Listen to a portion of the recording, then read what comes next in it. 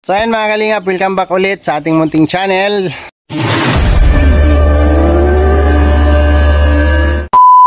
Dito po sa Alex Librada Vlogs. So ayan, isang mapagpalang araw po sa ating lahat mga kalingap, no? Dito tayo ulit sa ating backyard garden. At mayroon na tayong preparation. Ayan, may preparation na tayo dito for pitsay. Ayan, papakita ko sa inyo mamaya yung ano natin, punla na pitsay, no? At siyempre habang nagtatanim tayo dito ng mga sari-saring gulay, kung sino po nakakilala nito, no? Sino po ang nakakakilala nito? Ayan, Rich Kid lang po ang nakakaalam nito. So yun lang po ang nakakakilala nito. Ang tawag po nito sa amin ay kamote tops. Hindi ko alam kung ano ang tawag ng sa English nito. Ito po yung mga tinatawag ko sa English na metal, no? Metal. Ito po, metal po ito, no? Kargado po ito sa bitamina at puno po ito ng protina. Itong metal na ito. Metal boost ng kamote tops. Yan, kakaiba po yan sa kamuti, no? Iba po yan. So ngayon, mag-harvest tayo ng ampalaya at dadalhin natin sa kubo kasi may bisita doon. Kasama na rin yung sitaw doon na hindi na harvest kasi hindi natin magugulay sa araw-araw na gulay. So dito, marami na tayong mga tanim, no? Meron na tayo dito, meron na tayong saging na lakatan. Yan, isang linya po yan hanggang doon sa dulo. Yan, one line. So mayroon na po tayong dalawang linyang lakatan dito. Ayan, possible na siya. Ito, ayan siya hanggang doon, punta doon sa may pader, tapos papunta dito, isang hilera papunta doon sa dulo. Ayan, yan yung mga puno niya, mga tinanim nating lakatan. So yung kamote tops na yan, dyan lang yan siya, no? At sa oras na mag salad tayo ng ensaladang metal, ayan po, nakaready lang yan siya dyan. So, and then meron tayong puno ng kapayas dito, ayan, at meron tayong malunggay. At siyempre yung saging natin, na yan, dire-diretso na yan kasi malinis na tong area na to. At yung okra po natin dito ay tumutubo na rin siya. Yung ating okra, isang hilirang okra papunta doon. And then pinapalaki ko pa yung talong, no? Meron na tayong talong dito, ayan, punla na talong. Pagka lumaki-laki yan, i-transfer na natin yan, i-transplant na natin. So yan yung ating saging, ganda ng tubo niya, di ba? Yan yung talong natin, isang hilera, hindi siya makasibol-sibol. At naan ng mga manok. Wow, ang ating pitsay mga kalingap, grabe, sobrang kapal, ayan po ang ating pitsay. Ilang araw lang po yan ay pwede na po yang i-transfer. Nakagawa na ako doon ng isang block para dyan, at siyempre babalutin natin ng net dahil marami tayong alagang manok. Grabe, ang kapal ng tubo ng pitsay ko. Pitsay po yan mga kalingap. Dito, isang block din ito para taniman ng pitsay. At yung doon sa dulo, meron din po doon isang block para sa pitsay. Kumulimlim na. Ano yung aking doon, binilad na palay. So ngayon po ay mag-harvest tayo ng sitaw at ampalaya. Ay dalhin natin sa kubo kasi marami ng mga malalaki ang ampalaya, ayan, right. Yung aking strawberry, hindi ko na siya naalagaan. Strawberry, maghintay lang kayo mga alaga, at natutunan ko rin kayo ng pansin. Ayan, marami na siyang runner, Ayan, lumalabas na yung mga runner niya dito, Ayan na, tumubo na. Ang pagpaparami po nito, hintay mo lang siyang mag-runner siya. Ito. Tapos ipupunla mo siya para dumami. Ito, dumubli na nga yung iba dito. Oh. Pero ko, ayan. Lagay mo lang siya sa plastic. Seedling plastic, ayan o. Ayan, pwede mo na siyang i-cut yung runner niya para matransfer mo na siya. Ito, runner yan o. Ayan, may ugat siya o. Ayan, transfer lang yan. Ayan, patutubuin muna natin yung ugat niya dyan. Yan. Tapos ita-transfer natin. So, hintay lang kayo ha, mga strawberry ko. Alagaan ko rin kayo. Mapaparami ko rin kayo. Wow! Ang aking bulaklak. Orchids. Napakaganda. Orchids. Ayan, relaxing ito pag dumami mga kalingap. No? Galing po ito kay Erica, no? Tinangay ko po ito doon na nakasabit sa puno. So ito na po siya, oh. Yan. Ang ganda naman. Grabe. Fresh flower orchids. So ngayon, ito na tayo. Mag-harvest na tayo. Ang ating ampalaya. Yay! Yay! Yay! Gunting ko, gunting.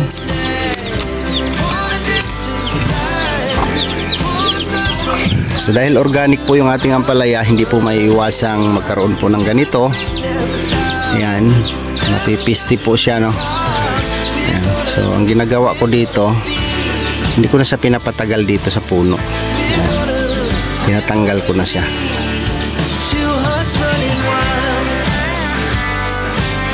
Grabe, wala akong pangkat. Gunting, yay. Balik ka rito. Yan. Ito na siya, oh. Ang resulta ng mga hindi tayo i-spray ng fertilizer, ano ba? Insecticide, no? Sira siya. Hindi po yan maiwasan kasi kakainin po ng uod yan. Nagawa ko dyan, nakat-cut natin, tapon natin doon, pagkainin. And then number 2, ito po mga kalingap, itong mga runner niya. Ito, pinuputol ko po yan kasi hindi po maganda ang magiging bunga niya. Maganda. Ito siyang yan natin tawag dito gulayin, halo sa munggo. Masarap dito yan.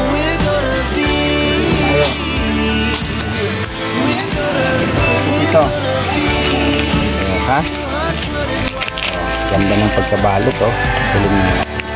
Para gumaan-gaan yung kanyang pakiramdam. Ha,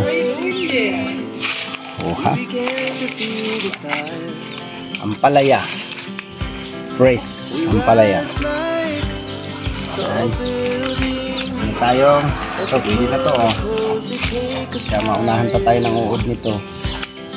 Ayan. Dadalhin po natin to sa kubo. Cute po yung pambalot, oh. Oh, ha? Wow!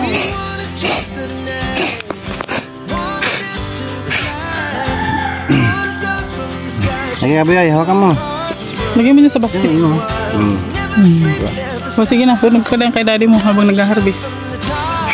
May alalay siya. Pakiramdam mo, yayay. Ganitong gawa. Ito, putol natin ito. Kasi hindi po nagawa ng maayos na ano ito. Nagiging pino yung dahon nito. Gagawin nito, ano na lang. Masawag sa munggo. Ito, mababa siya. Hindi nakakapit ng maayos.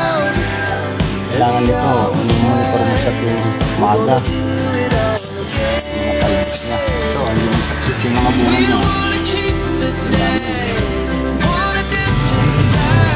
Makakita po kayo ng magagandang ampalaya, no?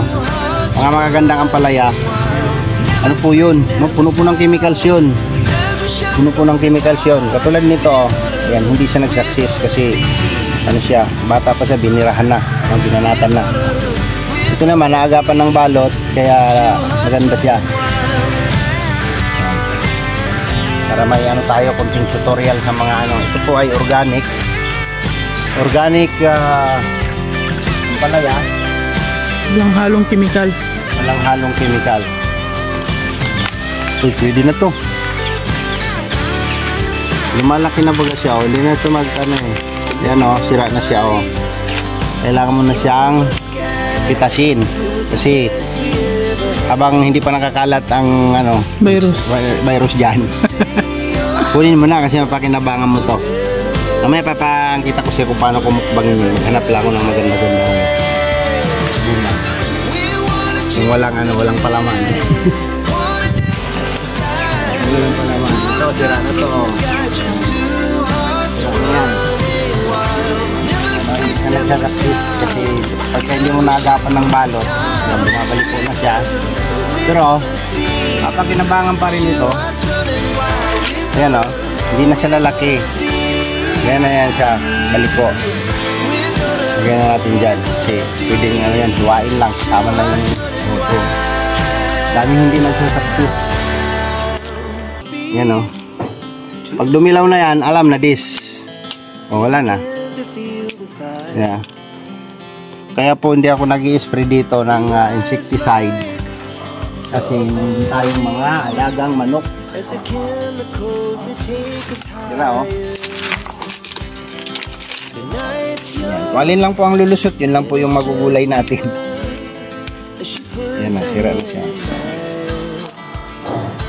Kasi hindi tayo nag-a-apply ng chemicals. Yan o, hindi siya ano, hindi na to lalaki. Kasi ano na siya. So kukunin na natin. Kuyupos. Kuyupos na siya. May mga pakinabangan man dyan. Ito, wala na rin to. Yan o, wala na rin yun. Sanang mag-spray pero ang lulusot na lang yun ang sa atin. Hindi lulusot para sa insekto. Tulad nito, lumusot siya. Ang laki niya.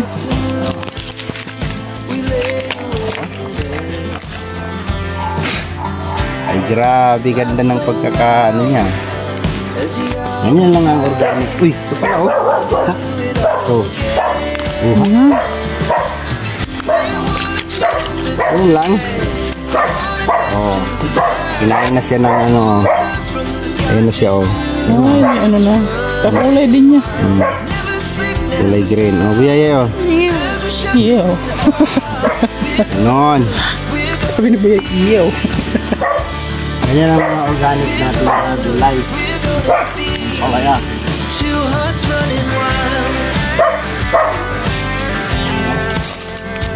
Ano siya oh. Pinanatan na ito. Ayan no. No? Ayan ang laman. So kunin natin ito habang makuha na tayo.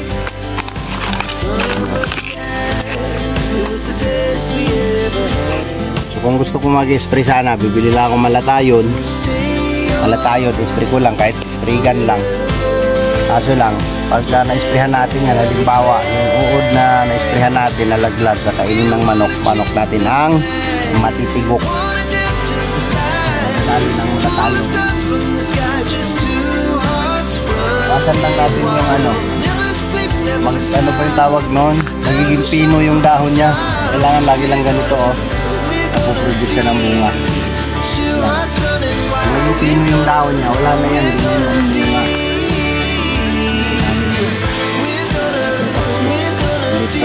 Ilaw na. Ito tayo sa dulo. Ito tayo sa sitaw. Grabe dami mo. Ang dami bunga. Anong kulay? Purple. Ay, grabe. Itinda mo na anak. Ano ka na? Palaya. Sitaw, ang palaya. Ganon. Ang palaya girl. Oo, tapos i-vlog mo siya, di. Hello. Ang ganda namang sitaw ang palaya girl na ito. Parang hindi man to nabibilad, di. Hindi mukhang kawawa, eh, no? Riburig, ano? Nabuslot ako.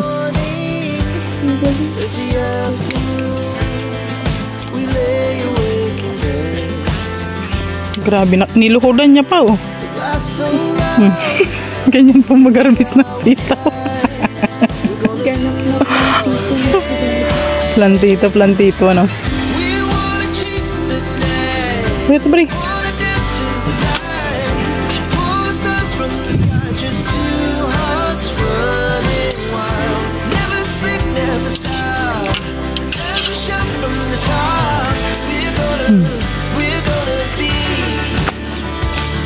Wow.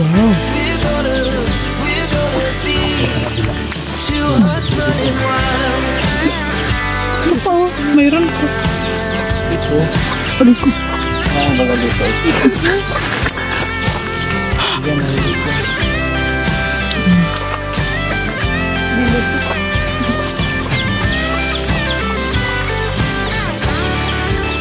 Paano yung muka? Yung muka mo na. Nakadila pa.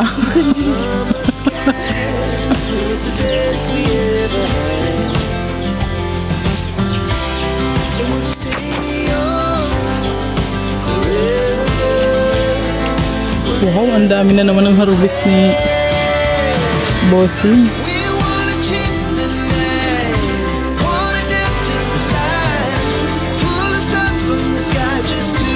Baba di.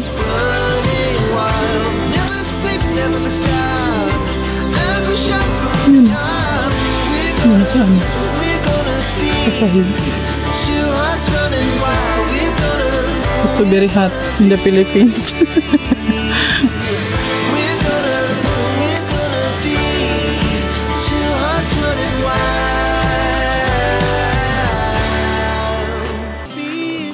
Wow. Ang padi. Wow. Para siyang ahas, ano?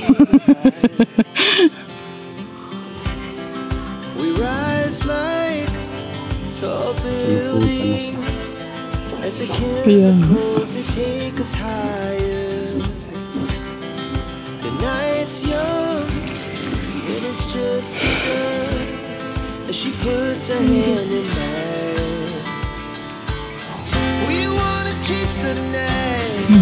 Ito pa di, oh. Isa.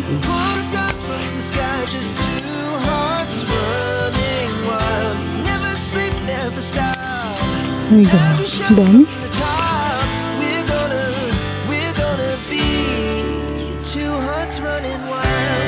Ang dami dito. Ito. Magaw. Ay, oo. Nakaano siya sa kahoy na harangan.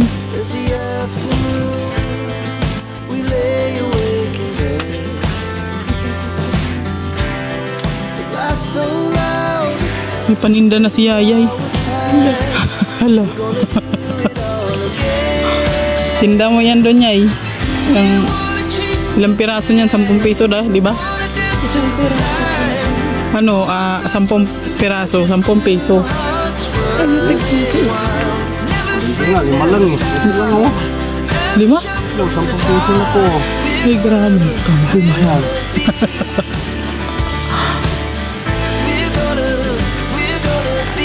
Yan pa di, oh. Yan, oh. Yan pa. Andun sa taas di, oh. Mayroon. Ayun, oh. Doon.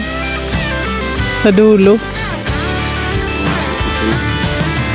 Alam tayo mo. Ang gulayan na ito doon. Saladang ampalaya. Adobong sitaw.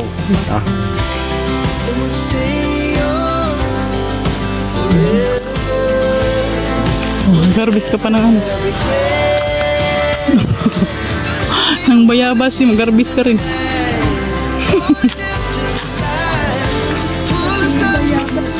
Ayan na yung harvest. May taga-bit-bit na kami ng harvest. Oh. Tekeng-teng.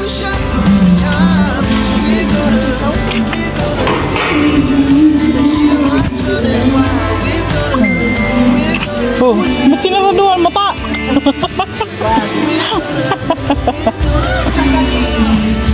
Sus, nagpa-ano-ano pa tong isa?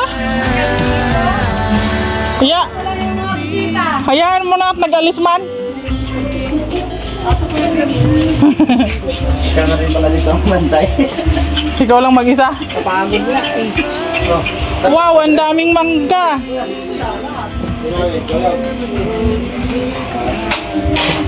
Oy! Ay, grabe ang ulam nyo. Oh, ulam mo dyan. Kaon. Kaon yan. Kaya na. Oo, diretso yun sa bagasbas mamaya. Ayan, thank you po kay kay Ate Lani Di Bella. Ayan, Tita Lani Di Bella. Maraming salamat ulit sa iyong ipinadalang kape. Ay, grabe, sobrang dami nito. Sobrang dami po nito, Tita Lani. Yan, oh. May tabliya, chocolate. Yan.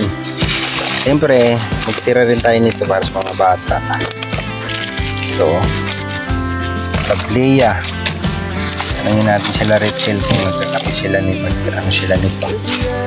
Yan natin sa Kubo. Kasi lahat po ng dito sa Kubo ay nagkakape halos, no? Alpi, Victor, Toto Jan Rivera, ako, Roel. Siyempre nagkakape rin si Roel. So, yan natin ng dalawa dito.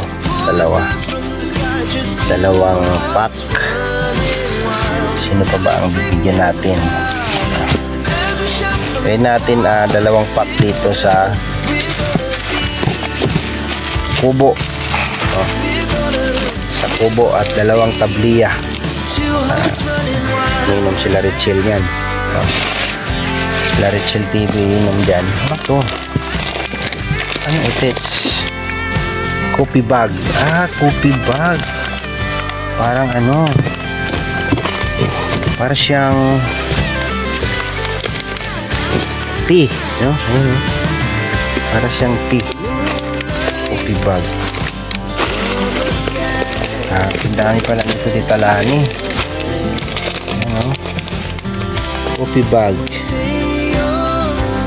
Kape rin siya, no? Kape rin ito. So, kaya natin dito sa Kubo yung dalawa. Kung maintindihan to, ano to, masubukan nga ito. Tapos yung isa ibigay natin sa boarding house nila ni Alpi. So isa, dalawa lagay natin sa Kubo. Tapos meron tayong sa, kasi si Justin parang dito naman siya nakatira, doon na lang sa Kubo, lagay natin doon sa boarding house nila. Lagay natin. Tapos itong kape ito, yan, dami. Lagay natin sa Kubo ito. Uy, nalaglag. Dami po, no? Grabe, salamat po Tita Lani, no? Sa akin yung dalawang tabliya kasi mga bata mahilig yan. Dalawang tabliya. Tapos meron pa tayong bibigyan nito, no? Si Tatay Rizan, no? Magkakape yun. Bigyan natin ito ng isang pack si Tatay Rizan. Alright, bigyan natin sa Kubo dalawang pack na kaping Batangas. Salamat po kay Tita Lani Di Bella. Rachel, seryoso ka masyado, Rachel. Oh. Sino yan? Dahil maraming nagkakape dito. Ayan, kung gusto nyo, ano yan, tabliya. Hindi man yan kinakain, tinitimpla man to. Oo nga. Si Kwati yan. Hindi timpla natin, hindi naman kain pala yan. Nawin lang ako eh. Iniinom yan. Ito, ilagay mo to ng lagayan sila. Kasi maraming magkakape. Hindi, kape ito. Kaping barako yan. Hindi ito humay. Kaping nga eh. Ay, kape nga humay. Kaping barako. Kapi. Kaping barakong humay. Ito, hindi humay. Kapi talaga yan. Kape talaga yan. Ay, ano to oh. Pi. Tinga, ano nga ako kung ano ito eh. Gusto mong subukan. Pero kapi rin siya. Kape din yan, pero pi yan. Ha? Yung Matry nga. Ano yan?